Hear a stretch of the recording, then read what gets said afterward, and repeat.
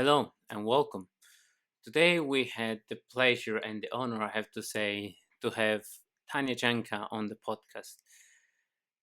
I've been working with Tanya for quite a long time, and we started the Mentoring Monday. She started the Mentoring Monday, and I picked up and I started this Mentoring Monday podcast for the same exact reason. And we've been quite close together, and I've been very thrilled to have her today on the podcast. So we're gonna talk about all things about Appsec, about OWASP, about the community, about women in cyber, and her adventure on cyber, starting from the first chapter, being mentored, the importance of being mentored, the importance of going to conference, and the importance to go and to be sheltered and help other people getting comfortable in the conference.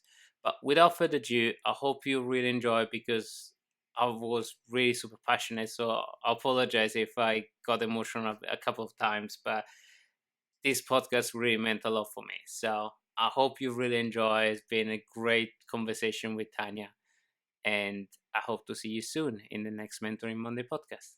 Thank you. Goodbye. All right. Hello, hello, hello. Do we have Tanya on the call? Yes, we do. Hi, Tanya. How are you? I'm good. How are you? I'm great. Do we have Zoe? Hello. How are Hi, you? Zoe, my fantastic co-host. How are you Woo! doing? Excited to be here. Excited to be here. Awesome end to a year of your podcasts. Yes, end of the Awesome. year. Yeah. Geez, this year's flown, and we've been discussing about this since forever, and finally we made it happen. So Yeah. I'm so excited. So I apologize if my voice is a little bit shaky because I'm just overjoyed. Woo! So let me introduce Round Table. So I'm Francesco Cipollone, I'm your host, and we have Tanya. So Tanya is independent consultant. Has covered. Actually, you mentioned it, Tanya. You mentioned what you're up to. So I was part of a startup called Security Sidekick, but we recently decided very peacefully and nicely to part ways because we had different visions for the company. And I know Erin is going to totally rock it without me. And so basically, I'm just doing consulting now and chilling out a bit, which I'm pretty excited about. I would be. By chilling out, I mean, I'm writing a book about Appsec, and then I'm doing consulting about cloud security and DevSecOps and Appsec. And then I also help run, the chapters of Women of Security, WoSEC, around the world. And then also I just like volunteer and do all sorts of other things and stream and write blogs. Quote, chilling. So I'm totally chilling. That's your definition of chilling. We'd be dead. But but basically I'm a person that is really into making sure people can make secure software. And so that has been my career focus for many years now. And so I just basically do things that revolve around that. Yeah. Amazing. So how do we get more Tanya? How do we get more of you and more you in this field? That would be the question. Well, certainly if people want to follow me on Twitter or LinkedIn, so I'm Tanya Janca on LinkedIn and I'm She Hacks Purple on Twitter because I'm a purple teamer. So I don't know if you could tell, but part of my hair is purple. It's hard to tell because of the light. It's hard to tell on the camera. You know what, actually, just a second, because I didn't turn my lights on. I don't know if that helps at all. Yes. But anyway, you're getting purple by the day. But the hair is not important, really. It's a brand. Actually, it is important. Nice. It's your brand. But they could follow me there. I have a blog on dev.to and on Medium. So whichever one you like to read, it's the same content. I have a YouTube channel, which is, the YouTube address /She Hacks Purple. Basically, if you just look up She Hacks Purple, you're going to find a lot of stuff. I'm speaking at a lot of conferences this year. I still haven't finalized all of them. Basically, I do a lot of free community things and because I like it. Doing community stuff is really fun and I enjoy it. It doesn't make money, but No. it's kind of not important sometimes, if that makes sense. Like if you just do the thing that you love that makes you happy, like Makes you feel better. yeah, It's giving and back to the community. exactly. And I run the CSA chapter and contribute to OWASP. So all the conferences that I go are self-funded. So it's giving back to the community as much as I can. And I love, and we're in such a tough field that if we don't support each other, if we don't stand next to each other and stand strong to defend Appsec, we're gonna get swamped. So I really love that part of the family. Yes. Yes. And let me introduce Zoe. Zoe, do you want to give a round of introduction of yourself? Yes. So I'm Zoe Braderman. I'm an independent consultant, still in various parts of security at this point, and because I love various areas, but Appsec and the Appsec community is of specific love, trying to, enable people to securely build, nice software that can be useful for a lot of innovation, and software for social innovation as well, such as women recruiting women in tech is a recent thing, and also science and medical device security is a new thing, and just anything that enables people to develop securely and live securely and fulfilling lives. Nice. And So I also consult for Appsec Jessica, which is an amazing thing. Jessica Robinson, who's WIA Committee North America Chair, PurePoint International. Amazing. So we're all in Appsec. So is Tanya, you're in the right forum. Awesome. So let's crack on with the first probably subject. So Zoe mentioned it a little bit on how to get more women in security and how to start mentoring. So how do we create more amazing, I mean, you're replaceable, but how do we create more of you, a version of you? So that could be in mentoring, that could be, how do we grow more security people? What's your take on growing security expertise inside and outside Appsec? So or generally speaking, security? yeah, the way I got into security was sort of by accident. So I was a software developer and I wanted to be a software developer forever, but then I met an ethical hacker and he said I would make a great hacker. And I was like, I don't care. I want to build software. I'm like, software developers we're the thing that everything else in IT revolves around. I make something out of nothing every day. Nothing could be better than that. I create life from software. But then he showed me all these cool things that you could do. And he just kept coming and teaching me cool things. And then he was in a band and I was in a band. So I was a professional musician for most of my life. I only kind of stopped the past 3 years because I've been traveling the world speaking at conferences. But my whole life I've just been performing, right? And so he was like, our band should play together. I'm like, obviously they should. And we became friends. And then he just for a year and a half hounded me to join security. He's like, come on, man, come on. It'll be so cool. And then that harassment. I know. So I started security harassment. I know. And so I started reading books and just, going into it more and more. And then he's like, okay, I want you to be my apprentice and I'm going to mentor you. And he gave me my first job. And then he took a contract and he told them he'd only come if I could come too. And he just advocated for me in such a strong way.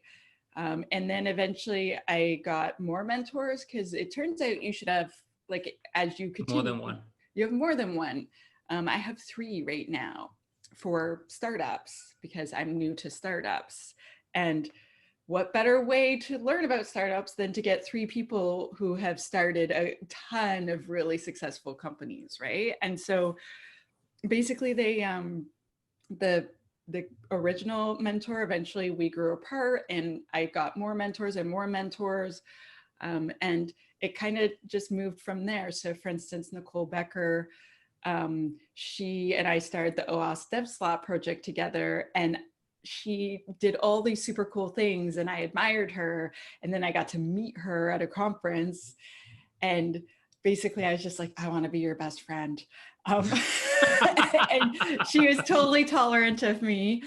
And then eventually, you know, she was like, you know, do you want to start this project with me? And I was like, you had me at hello. Nicole is that awesome. Can confirm. She's just so amazing. She's just so brilliant and kind, and there's, yeah, I'll just gush on and on. So I'm gonna try to stop.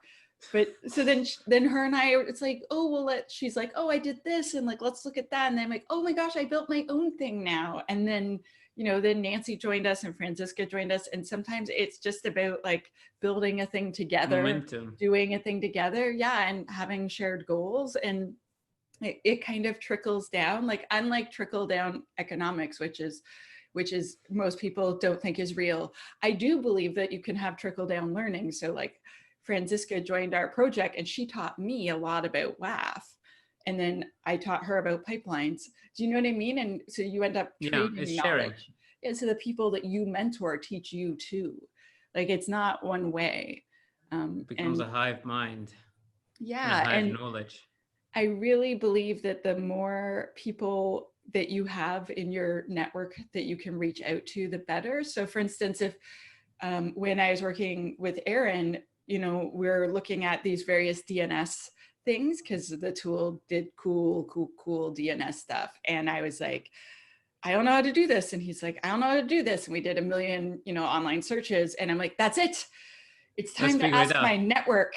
And so I put it on Twitter, and then all these brilliant humans that follow me are like, oh, do you see this specific? Thank you. Yes. I did the same like a week ago on maturity matrix for DevOps and Appsec. And I mean, the thread had a life of its own. I think with 200 answers strong. And everybody has their own opinion, but it's like, if you collect the information, it's just a book by itself. And I'm going to start a blog on that bit because I want to give back. Oh yeah. And every person who answered in that blog or in that thread got to see all the other answers. And it was probably like educational. It helps each other out. Too. Exactly. No, it always amazed me on how those things work, and now they have a life of its own. It's like a simple, silly comment, positive comment, just have legs and just start walking and becomes his own word. And I love that, because is people giving back by almost not knowing that they're going to give back by a single comment. Yeah. And I feel like people that aren't participating in any sort of community things are really missing out. Like the first time I went to a conference, I'm sure that my mouth was open the whole 4 days. I was just like, me too. like, and I went, so one of my friends started dating someone, and I went for dinner with them, and she's like, yeah, he works in security and he didn't know who you were. And I was like, you know, she hacks purple. And he was like, I don't know. And so we all have dinner, right? And he's like, oh yeah, I just kind of keep to myself, and I don't really like do online stuff, and I don't really, yeah. And like his career was really kind of going nowhere. And I was like, but it's also scary. It's also scary to put yourself out, and yeah, if you're not prepared, I mean, you can get depressed, or you can get scared, or I mean, you need to be you need to be prepared to actually accept the word and accept being challenged on, because otherwise it can be scary. But you don't you don't have to be a public figure to join InfoSec community. Like lots and lots of people, they just follow and like things and retweet things, and they almost never comment, and they still get something out of it. Yeah, like a lot of the people that will write me little messages, they only have like 40 or 20 followers or whatever, and it's just their friends, right? But those people have careers and are doing lots of stuff, and you know, they'll ask comparing your career and what you're doing, and having this figure that if you by yourself, I think you're in kind of this safe bubble that you need to be prepared to challenge, and not everybody is prepared to challenge his own reality, and that's fine. There is a speed for everybody. And I think what I found good in mentoring is that I push a lot of people to actually get out of the comfort zone, and if you're not naturally inclined to do that, you wouldn't. And I have that as my background, because at a certain point in my career I wasn't naturally inclined to do so, and I was out of the community for a little while. And I really, if I could dial back the clock, I would just say, you know what, I should have just gone out and did public speaking since I was 5. I actually joined the public speaking round quite late. So I say that's, if anything, that's one of my only regret. I did too. Honestly, I only started public speaking in 2016. Yeah, same as. It's like, but it's once you're in the stage, once you get involved in the community in this kind of thing, you see how much have I missed out. Yes, that was my thing at the first conference. Like, I missed out so much. Yeah. And even like on like the local community level, just being able to have people that you could go have coffee with and like talk over a tech problem. Because I have all of these people in my life where if there's like this really serious tech problem, I can talk it over with them and brainstorm it with them. And I know that they would be happy to like give me half an hour of their day, and that I would do this. Yeah, that I would do the same for them because they're like a friend, right? And even when I was a software developer, I had like this network of people that I would call if I was really, really stuck. And I'm in my 40s, right? And when I first started my career, like there wasn't Google. There wasn't like that didn't really exist. Like you would go and you would search on Yahoo and you would just get pages of weird random crap, right? And you had to have people that you could talk to. Yes. And Yahoo questions, they still exist. Yeah. Yep. QA. So no, it's true.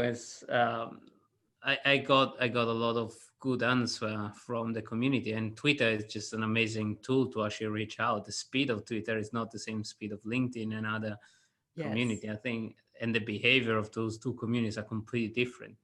Yes, I find LinkedIn is very interesting. Like I'll put a post there and I'll get hundreds and hundreds of comments, but no one actually like clicks the link and goes and reads the article. But then I find the same on Twitter. But Twitter's the opposite. I'll have less comments on Twitter, but way, way more people will go read it. It's very I have the opposite, actually. I have the opposite click ratio on, I have more click ratio on LinkedIn, like massive, and very little on Twitter. But I have more likes on Twitter than on LinkedIn. It's weird. Crazy. It just depends on the people that you have and the people that you connect, I guess. And time of year, pretty much anything that would affect any sort of, SEO trends or anything. Yes, it's definitely. Fascinating, a science in itself, if you will. Yeah, the behavior. But moving back in Appsec or DevOps, so how did you started your first step from software developer? What were the books that were, or the teaching that were most influential, the aha moment as a software developer into security? So what blew your mind? So I was a team lead. So I was a software developer for 17 years. So I was like the tech lead so I was in the super senior spot in the government for like a decade. And I was a bit frustrated with the current team that I was leading. So there was like a few that were rock stars, but there was a bunch where their knowledge was just way behind industry. And I was a bit frustrated as a team lead. So what I started doing, I started this lunch and learn program. And I started inviting friends that knew lots of stuff to come in and teach at lunch.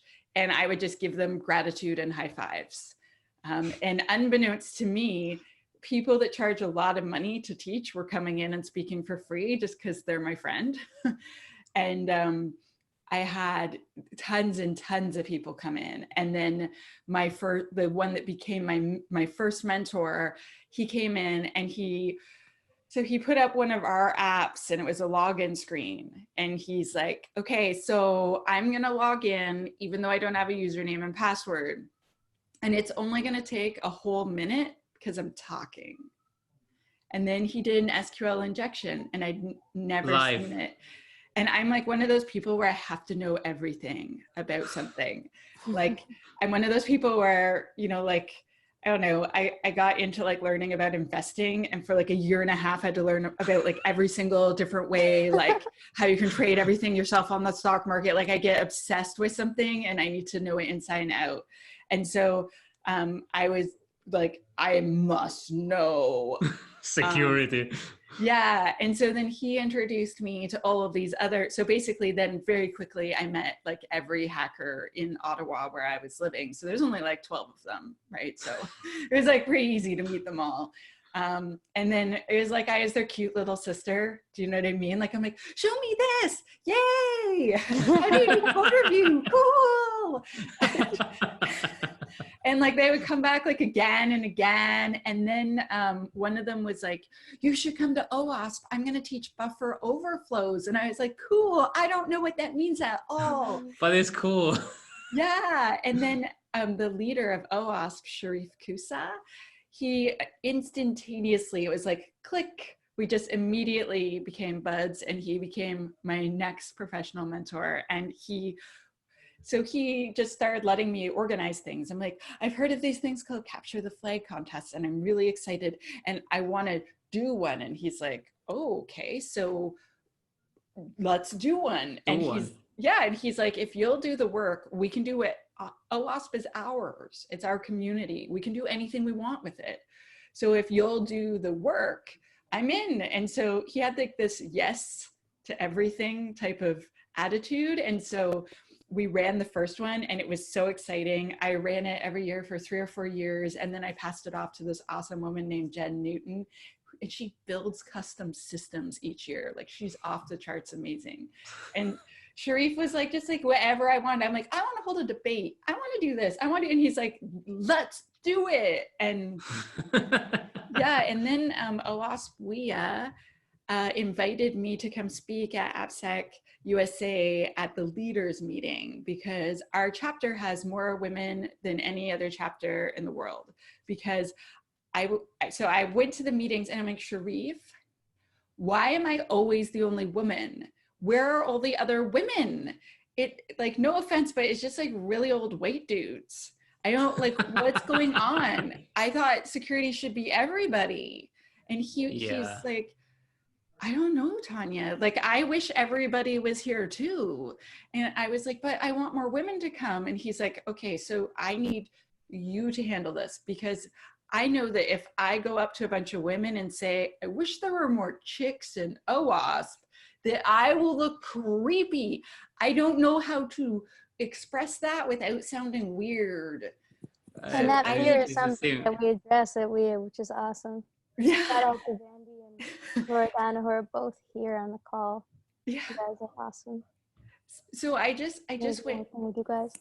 Oh, thank you. So I just went to every other meetup and was like, hi, I'm Tanya, and I run this meetup called OWASP, and it's about security, and we want to teach you, and it's fun, and we do contests and this and that. And I'm like, and I'm the only woman, and it sucks. And so I individually invited every single woman I met. And then before I knew it, we had lots of women showing up. And then I wanted to have women speakers. Mm-hmm. And Sharif's like, we have had our chapter like 10 years. And every woman I've asked has said no. So I think you should present. And I'm like, oh, no. Because I'd never done public speaking. He's like, you'd be great. You're on stage all the time. I'm like, yeah, with a guitar or a drum set. Like wiggling and singing or something, not like saying smart stuff. And I'm usually half drunk. No, this is, and he's like, no, Tanya, like you should do it. And then all of like the men that help organize OWASP were so supportive, and they're like, you're going to be amazing. And so they're like, they helped me like craft my first presentation and let me like spam them with my slides and like help me present. And I was so nervous. I literally, before the presentation, I was like, I'm gonna die. I'm gonna die. I'm gonna die. Yeah, and then this like and it never disappears. That feeling never disappears. No, I don't get stressed out at all now. Now I'm like, cool, let's do this. It's totally gone now. But this guy from my chapter came up to me. His name's Alex. He's so nice. And he's like, hey, how you doing? I'm like, I'm really nervous. And he said the sweetest thing. He's like, Tanya, everyone loves you. Like, we love you. You're our chapter leader. You're basically the mascot for our chapter. Every single person here knows your name. People give you hugs when you get here. You could get up on stage and you could just drool on yourself. And we would still clap and say it was good because we care about you. And I was like, oh, he's like, it doesn't matter what you do up there. We'll love it. And he's like, you get up all the time and announce other people. You're always on stage. You're the first person we see. You shake everyone's hand. Like, it doesn't matter what you do. You'll be great. And so I went up there and I was obviously really nervous. And then everyone clapped and it was great. And then I didn't die. The ice. I did not die. And so Sharif just kept, like continuing to, just support me and encourage me and be awesome. And inviting me down to speak at Appsec USA for the leaders meeting. Again, super nervous, but it worked well. I gave a 5-minute talk. I made everyone laugh. And I told them how I got so many more women. So then we had a woman speaker. And then now they've had tons of women speakers. And it's like, now that when was it? This thing? When did you start with I wish Sharif were on the call. It was 2016. Yeah. Oh, interesting. Yeah. It's really interesting to see in just few years how things have changed. Oh, like, yeah. Drastically changed. Yeah. Now it's not. Now we have male supporters. I managed to get half of the speaker of the CSA panel as woman, and I got a lot of backslash for asking people to replace people. I mean, there is a whole drama, but right now we have male supporter, and I think that's how we win the war of getting the balance. It's like it shouldn't be awkward, or it's not anymore a stigma to get invited in as female speaker from a male or whatever. It's like professional. It's like you're a professional, I'm a professional, period. But I think there's so many male allies, so many. But I think right now the dial is changing. I think it's still challenging, but if it comes from woman supporting woman, I think it's a strength. It's a strong bond. Mm-hmm. Mm-hmm. Do you want me to tell you about WoSEC? Yes, tell me everything about WoSEC. We actually, I don't know. Yeah, we just starting to get a chapter running. I think either we or WoSEC here in London. I need to double check which one of the two. I know there's Andra and Lauren and Catherine are awesome. And yeah, I met actually Catherine the other day, and I was trying to spam. I think they have the Christmas dinner on the 11th. Yeah, they're an awesome group. I got to meet Andra in person, and she's the only one of them I met in person so far, I believe. And also Sharif, of course, also is very helpful there. He's amazing. Yeah. Really. Oh God, I wish Sharif were on the call, but I don't see him recording because he's been mentioned by both of us. Yes, I'm gonna spam him a little bit. I'm gonna poke him. But Tanya, tell us everything. For people that don't know, you two are talking about Sharif Mansour, and I was talking about Sharif Kusa, and both of them are extremely high quality Sharifs. Well said. Thank you for correcting. Gosh, last names. I adore both of them. Remember, of course, Sharif is awesome. He's great, and he's so. All you need to know that he's amazing. Yeah, Mansour. He's on the board for OWASP, and he leads the OWASP chapter in London, England, and he's amazing. I think it's Sam is the chapter leader right now. Oh, okay. I thought they both were. I think they're co-leads. All right, with Andra. It doesn't matter. And potentially some others. Cool. I think they both are. All right. And with Andra too. Yeah, you can have a bunch of chapter leaders. Like I know that OWASP only gives like benefits to 3 leaders, but OWASP in Ottawa, for instance, like they just brought Nancy on as their 4th leader. Because I know, It's awesome. it's such a perfect match. All of them are, yeah, I miss my Ottawa OWASP peeps. Because I moved to another city because I don't like snow, and they have lots of snow and I have no snow. You're on the coastline, right? Well, you're on the other coast. Yeah, I'm on the West Coast now. I moved 5,000 kilometers away. It's pretty far. Yeah. Wow. How's the other coast? Francesco, no, you're not the only guy here. You're enjoying. I'm also enjoying here. Hi, nice to meet you. Nice to meet you, Tanya. Calling all the way from Africa, Ghana. Been following you on Twitter for some time. Yeah, we have an international network. We have. Yes. Hopefully, we try to reach the whole world as you're doing. That's right. Awesome. So tell us more about WIA and WoSEC. No, WoSEC, right? WoSEC. WoSEC. So How did it start? WIA, Women in Appsec, is part of OWASP, and Mm-hmm. Zoe's the expert. So she'll do a way better job of telling you about them than I would. WoSEC isn't part of a bigger org, and it's a lot more casual than most other organizations. Basically, I went to Israel and I met all these amazing women that are part of Cyber Ladies, and they were just like, we had dinner and it was amazing and it was super fun. And then, you know, like I'm still friends with those people. And so in Israel, every adult, unless you have specific religious reasons, has to do military service. Mm-hmm. And the military is broken up into 3 parts, and one of the parts is cyber. I know that when we work in InfoSec, we don't usually say cyber, but anyway. And so almost 1/3 of all adults know information security, which is amazing, and women as well. So they have tons and tons of highly technical, like extremely skilled women in information security. So they have these events and like 200 women show up, and I'm just like, wow, this is amazing. Yeah, like, no, it's off the charts awesome. And so they're like, yeah, like we have like this community, and so like we just have tons of women. And I'm like, oh, that's so cool. I would love to have that. And so I came back to Ottawa, and my friend Donna, she's really cool, and I was like, I wish we could have that. And we brainstormed, and so we decided we would hold a brunch and bitch, which is like a stitch and bitch. Brunch and bitch. Food. Yeah, because we would just end up like venting and stuff.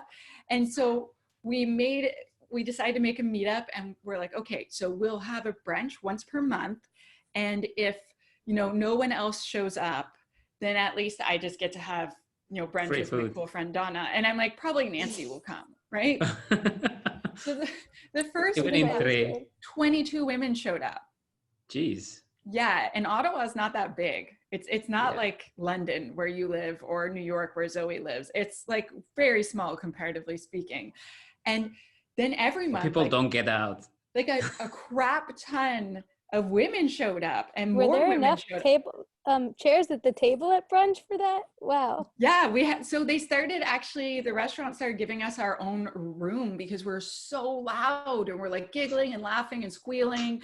Yeah, and it was just great. And then I was like, oh, like, do you want to like have like a little workshop that's women only, and I'll give like, you know, the cloud security workshop. And then we did that, and we had like a CTF that Chloe ran recently. And so then this woman from Vancouver named Duha, she said, hey, I see you tweeting about what you're doing, and it's awesome. I want to do the thing that you're doing.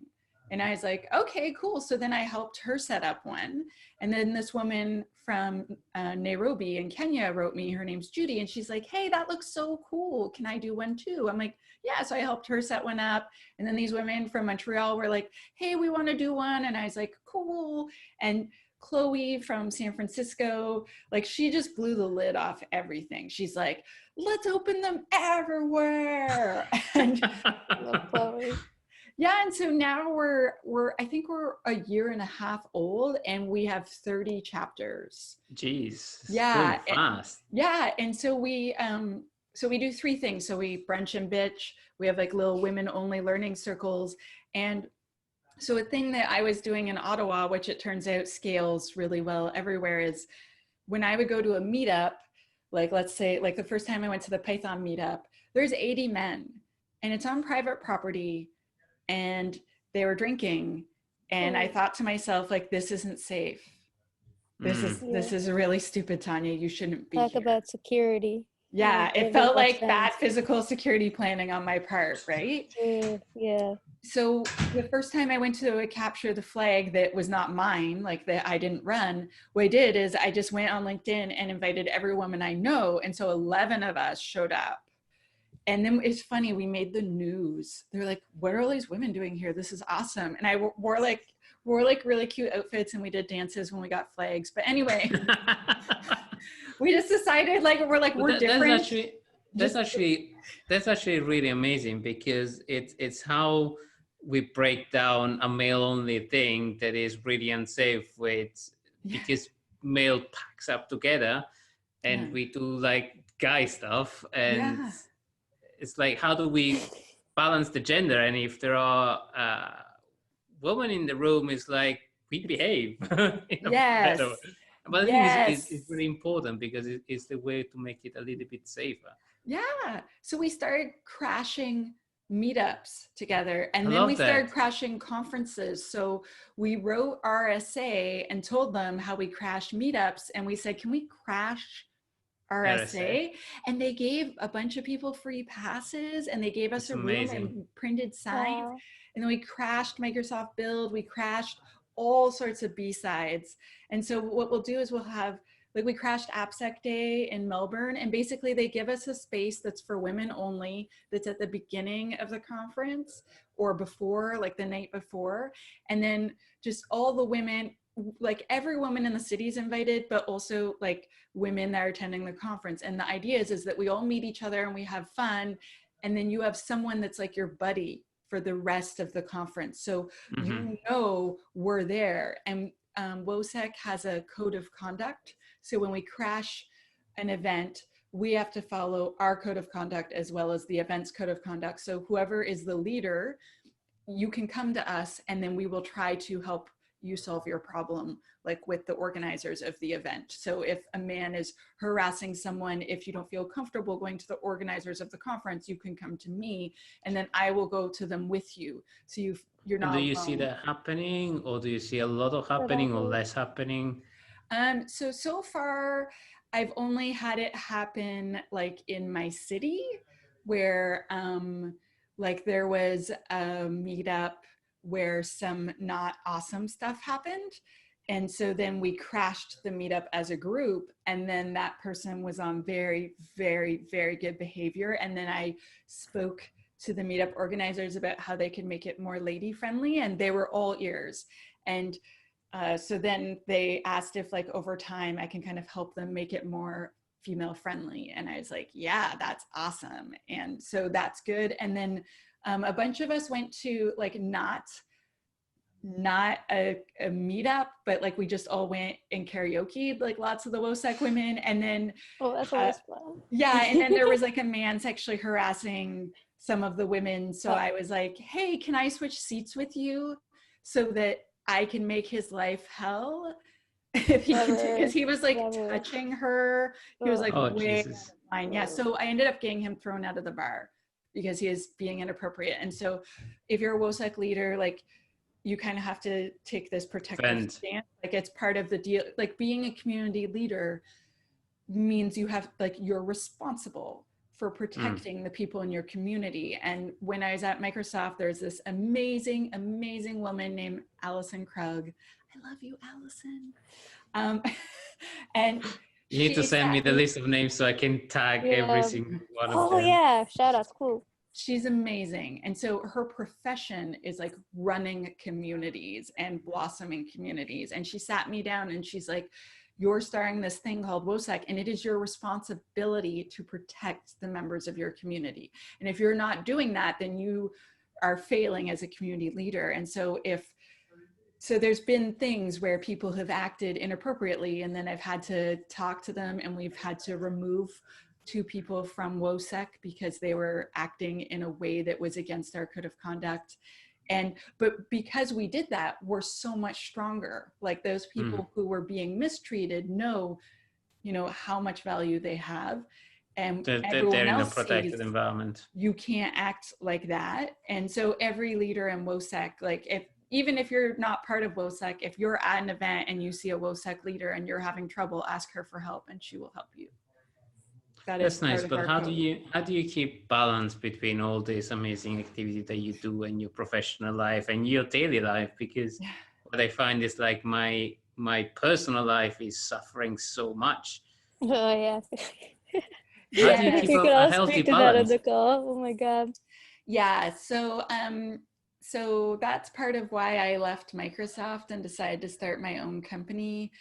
And now be an independent consultant, was because I found I'm really bad at saying no, and Microsoft is filled with like amazing humans who are like, every person there is like a wild overachiever. Like all of them are like the cream of the crop, right? And so the swamp here.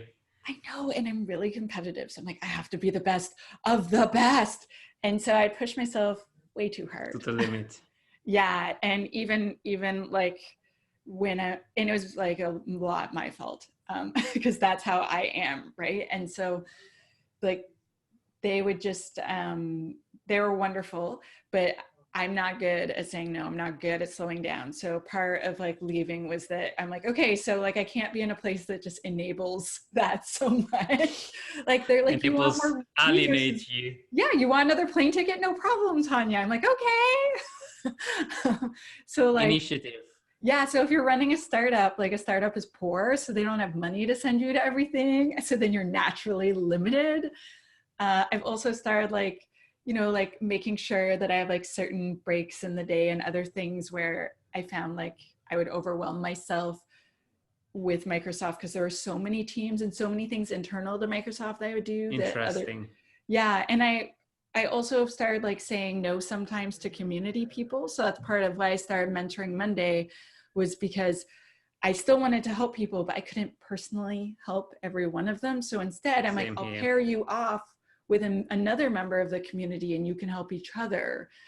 And so you come in the podcast and you just share the knowledge and share this thing. That's why I started this one. I run the same struggle. I'm mentoring 4 people and I've reached my limited capacity because it's like I don't have a life. Yes, exactly. Yeah. I also have a sweetheart in my life right now who is like a psychologist or like, doing the PhD for all those things. And so I get a lot of, sweetheart, it's 10 p.m. Do you really feel you should still be working? And I'm like, well, and then like the look of, I'm like, oh, you're right. I'll close my laptop now. Thank you. Good point. Thank you, sweetie. Thank you. Understood. You should start saying post-it note of stop working after 10. That's the passive aggressive declaration. Well, it's like, but sometimes the work that I'm doing doesn't feel like work. Like I'm like, oh, I'm just like helping like this woman I know from like this place with that. And it's like, yeah, it's deep. But maybe you should help them tomorrow. I'm like, oh yeah, okay. Good point. Yeah, but that's the kind of doom of loving what you do is it never feels like work, and you can always say I'm going to do a little bit more and a little bit more, and it's 1 a.m. and it's like damn. Yes, exactly. No, I've been there. Well, probably we're going to go over and over and over. It's like, yeah, no, I know. It's like, I love this conversation, but I'm also conscious of time. I want to talk of so many things, but one key things. So going back to, I want to ask 2 key questions. That is, well, first of all, how do you see, well, you seeing that we're getting better at Appsec this year, or we're getting more attention, and or we're getting better or worse, or do you see us blooming and flourishing, or do you see Appsec just being a fad, or just a spark of let's focus on Appsec and maybe tomorrow something else? I think I have a very biased view because I do consulting. And so a lot of the people that I talk to right now are people who take it seriously. Like people that are like, okay, so we have an Appsec program. This is where we are. We want to be more mature. What are our next steps to become even more mature? And like, can you draw out like a 3-year plan for us? You know, like with realistic goals that we can reach so that we can be like A+. Like if we're like a C- now, how can we, do you know what I mean? And like those people are clearly taking it very seriously. Yeah, so I don't usually get much consulting with places that are like dumpster fires because they aren't calling. Does that make sense? Because they've decided it's not serious. But I get questions from people where they're like, we're doing nothing, where do we start? I do think that it's getting more attention. I think it's getting more money. I was part of, you know, working at the startup. I had to research the market. So the market value of application security between now and 2023 is $10 billion. That's the estimated market value. But that's still a drop in the ocean of all the apps, all the year. Oh, Jesus. Yeah. Okay. And so that's, to me, like, it seems huge to me. Like the asset management is only like 1.2 billion. So that's a lot bigger. And don't we need to know where our stuff is? Yeah. Right. But it's because application inventory, like having an inventory is like a simpler task than but it's step number one of everything. Pardon? Is knowing it's like step number one of any program of work. It's like, where are we, or what stuff are we running? And what are we protecting? I keep on stumbling on that. It's like, we don't know what we have in our house. Yes. But like because I have this very biased view, it's hard for me to be able to say if we're getting significantly better. However, IT is changing.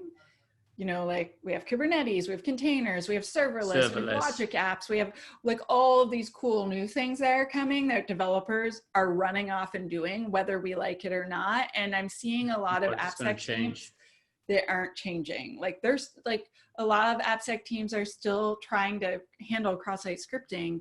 And meanwhile, the developers are like, yeah, we're using Kubernetes. And the Appsec team's like, wait, what now? And it's like, oh, and we made like 50 microservices last week, by the way. And that like, there's no good. So, okay, so I know a bunch of vendors are going to get upset when I say this, but I have not seen an API dynamic scanning tool that doesn't suck.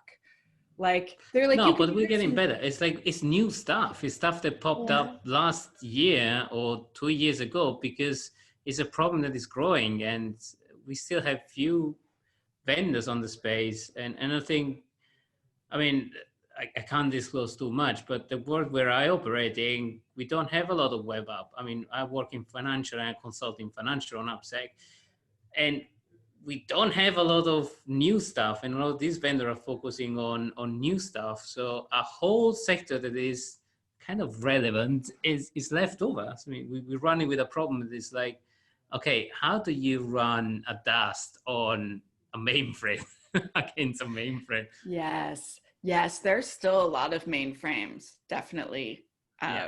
And I know a lot of, oh my gosh, we could have a whole conversation about that. So I'm going to try really hard to zip it, because that's the problem. Is like, this is going to go over and over and over. We're never going to stop. That in itself, huge topic. Yeah. So I'm gonna try not to just put the lid back on that can. Mainframe. I think though that like one thing that I wish would change is that some of the community events, like especially OWASP as an organization, would be less hostile towards vendors. I feel like So like when I was a vendor for like as part of Security Sidekick, like the community was just wonderful and open with me because, you know, we're two people and we're a startup and all of that. But I find that they're really, really hostile with vendors, and like vendors are trying to help us. It They are. depends. So with They're the CSA, I'm facing the same challenge, and I'm trying to actually bring in and do like free training, and it's like inviting Microsoft to do like the basic stuff that you need to do to secure your cloud. And next year we're going to do that on Google and on AWS and Microsoft as well. It's like a day full of training and serverless. It's like completely free as a community. And I'm not biased, but I'm going to say these are the vendor in the space. Yeah. You judge. Matter of factly, yeah. I find it really frustrating and confusing how much hostility there is between OWASP and vendors, and quite frankly, like as an Appsec professional, I would love to go see a 1-hour talk that is not a pitch, but like, this is how XYZ product works. This is what it does. This is what it looks like, because I'm asked constantly to advise, should we buy this or that? And like, that's what we need to do, that talk, inviting people. So we need to provide that frame and a mental space where we invite vendors and say it shouldn't be a pitch, but it should be crafted in this way. So if you show that your product is awesome, everybody's going to buy it. Yeah. It's like you don't need to pitch. And we framed the CSA, the chapter, with some of this stuff, and we invite the vendor that did, this is our amazing product. This is the problem that we solve, period. That was the pitch. It's like not buy, but this is all the awesome stuff that we do. Yeah, I would love it too. Like, a thing I would really love is half day or full day trainings on specific products that are free, because like, I want to know how to use this product. If I'm going to consider buying it, I'd love to be able to try it and play around with it. And like, when I was working at Microsoft, I would do cloud security workshops and I would let everyone play with Azure. And I remember like some conferences, OWASP, wouldn't let me do it, but all the other conferences were like, yeah. And it would be like standing room only, because people are like, yeah, my office is moving to Azure and I want to know how to use it. And I don't want to pay a small fortune for training. So I'll do Tanya's like 3-hour little workshop and we'll play with it for free. CSA.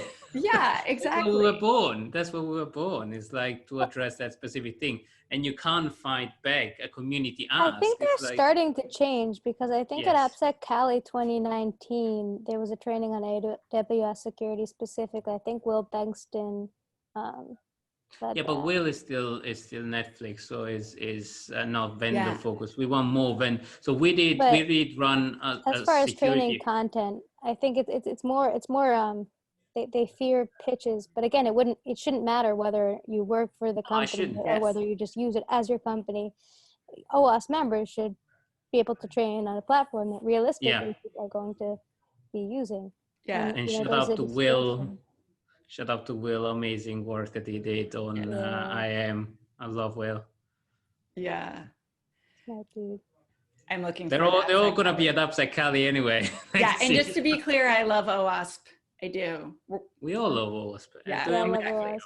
Actually, one thing that I was discussing in last call with Jim and Grant, it's like we need to do more advertisement of the project, the amazing project that we have, because I know a lot of people that know, I know Top 10, but do you know about ZAP? Do you know about what it does? Yeah. Do you know about Juice Shop? Do you know about the maturity matrix?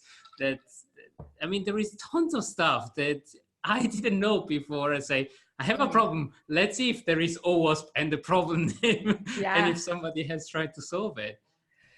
They do book a lot of talks at the global Appsec conferences. Like when I went to the one in Europe, not this year, but the year before and the year before that, like I saw talks on Defect Dojo, the core rule set. some of the OWASP projects are just so ridiculously impressive. I'm like, I can't believe Yes. it's free. Like, why is everyone not using this stuff? Right? ASVS or Well, dependency checkers. we all like, essentially mentioned it within this talk that, you know, we're a bunch of really, really committed volunteers, and that includes project contribution. So getting Yeah. the brightest minds with the right, you know, community-driven incentives and, you know, personality and attitude is how that happens. Mm-hmm. Yep. So congratulations to all of us. Just saying. Yay! Yes. Yes, about time for the cheers.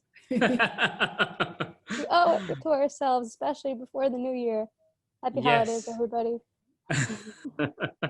So let me ask you another thing. What the heck is DevSecOps? Ask it Okay. with 1 minute to spare. That is, OWASP has a no bullying policy, and then that's just being a tease, Francesco. We can run over a little bit. We can run over and we can ask some questions. Well, at this point, we better. I believe that You do like DevSecOps. drama, don't you? Oh, sorry, pardon? You say you do like drama, Francesco. I love drama. I'm a drama queen. Who knows me knows that I'm a drama queen. I like to drop the thing. It's like, go, explode, have a life of your own. What's DevSecOps? Fight. I mean, no, there is a frame to it. It's like With the Mortal Kombat theme song in the background. I'm gonna so much to it. It's like we had like probably 4 or 5 conversations about what the heck is DevSecOps. You know, this stuff. I'm gonna put the screen team and the soundtrack and then fight. And everybody opinions about DevSecOps. Over Christmas, I'm definitely gonna do that. Fatality. Drama wins. I'm so much doing it. Okay, here's my answer. So I learned what DevSecOps was from my friend Imran Mohammed. And he's like, Tanya, DevSecOps is the same thing that you and I have always done. It's Appsec, but just at a place that's doing DevOps. It's what we do as Appsec professionals when we work in a DevOps environment. That's all. Don't make it more complex than it needs to be. And yeah, I was just like, it's like the big light bulb went off and I was sold. And it's like doing things right, and that's it. yeah, and a lot of software developers will say to me, you know, oh no, DevOps includes security. And my stance is that the moment all of them always create secure apps, I promise I'll stop saying DevSecOps. But until then, I feel It's security DevSecOps. needs some attention, unfortunately. Yeah. Like we need to be like a bit more like, look at me, because it's clearly not being addressed. It's not the focus. No, Yeah. I think you're spot on. It's like doing things right, but at this point in time, I think the message of DevOps was misinterpreted. It's like not going fast means necessarily delivering good quality of code. So I said, I don't want to call it DevSecOps or DevBizSecOps or whatever form. I mean, my form right now is so long, but it's like DevSec, Biz, Gov, Risk, SecOps. It's like involve everybody. But aside from that, it's like just do code at the speed and pace that allow you to do good quality code. And even if you break it, it's like even if you promote unsecure code, you have a fast way to actually fix it. As long as you build that routine checks, it's like you're good. Yeah. You define the speed, but not just going crazy fast means that you DevOps. And that's the argument I keep on having. Yes. Like slow down and do a pace that actually makes you do good code and have that argument. It's like, I haven't met one single developer that want to do shitty code. It's like they all want to have, I mean, they're all proud and pride, but they just push to actually do fast. And that's, I think, that the more poisonous message of DevOps. Going fast for the sake of going fast, I think it's wrong. Yeah, I think some of that is management too. I feel for software developers because they get pressed from all sides. Like they're pressed from security, they're pressed from the project manager, they're pressed from their customers, Business, they're pressed, like, and they're just like, help, I just want to write code. So Yes. yeah. Stop copy and paste code. It's like, yeah, but I don't want to. I just want to create good code, and I wanna be in a framework.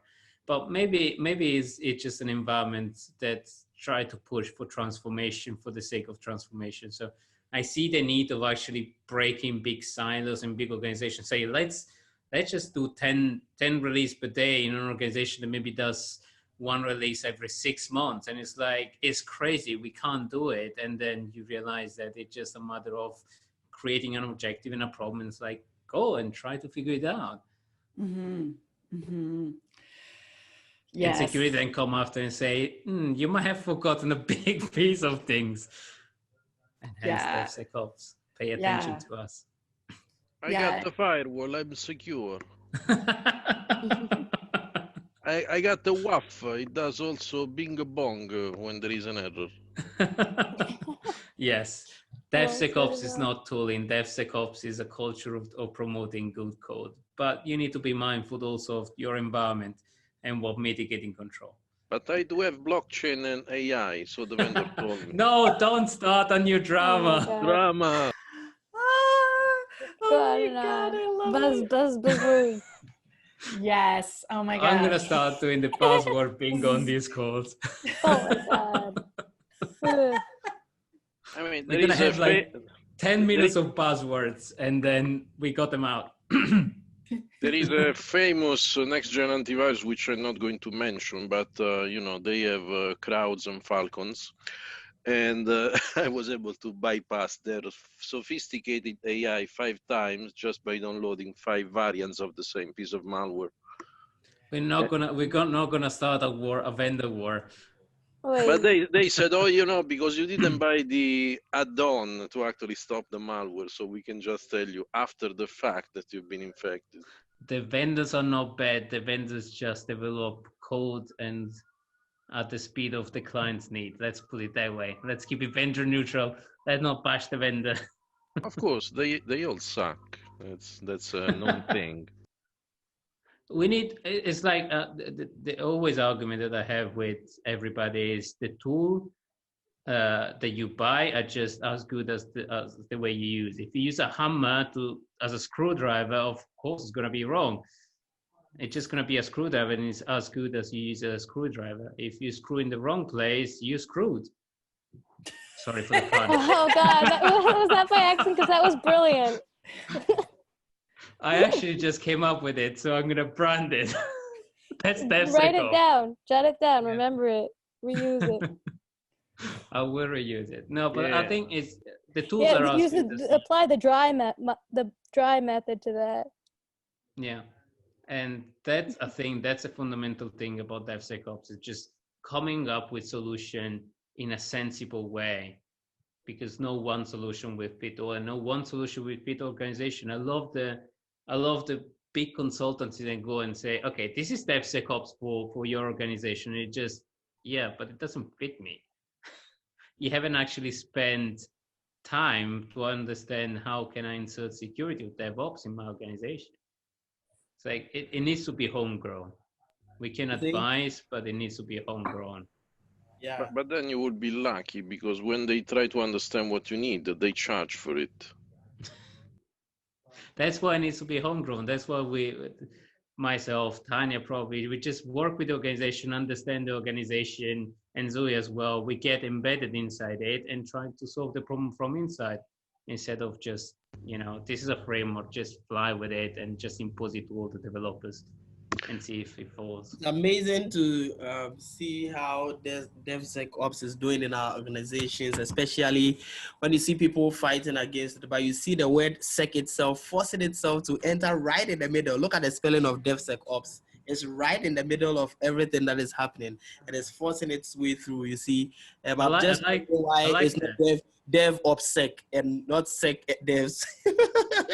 But it's right in the middle of everything, holding the two hands and putting them together. I wish they could just understand that we are serving as a bridge for them. Just hold our hands and then we create something really meaningful. It's amazing. It's amazing the way it works. It's a transformation. It's a business transformation that's going to happen over time, and we're going to get better and better at it while the world changes around us. it's inevitable. Change is inevitable, as that is the two things that are inevitable. All right, I'm conscious of time. I could spend over and over and over. Just I'll run over. I think we covered a little bit of question. Usually by this time we have some question, but we run way over time. Can I ask Tanya to leave us with a very positive note on security? Yes. I think that our industry is going to grow really, really fast. I think that we clearly have tons and tons of people who want to get into our industry, because you can see the Mentoring Monday thing every Monday, lots of people reaching out every single Monday. And if we can encourage them, I think that our industry will do so much better, and we will have way more wins because we will have more people. And if we build each other up, which it looks like most of the people in our community want to do, like our industry is just going to move forward in this really great and powerful way. And I'm wicked excited for 2020. Yes. Great. Get more people into SEC. Absolutely. I mean, you're the example of a developer that convert and say, let's do SEC. It's cool. Yeah, exactly. And the more all of us invite people in, like make content, talk to people, all of those things are things that will bring us more awesome people, like attract people to our industry, because we need to be attractive so that we can get the best and brightest. I absolutely agree. It's like we need to make security simple, demystify a lot of stuff, stop with the buzzwords, stop bringing people in. It's simple. It's just doing things right. Mm-hmm. Exactly. I think that.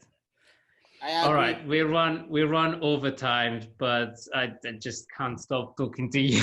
It's just amazing. It's just a stream of amazingness.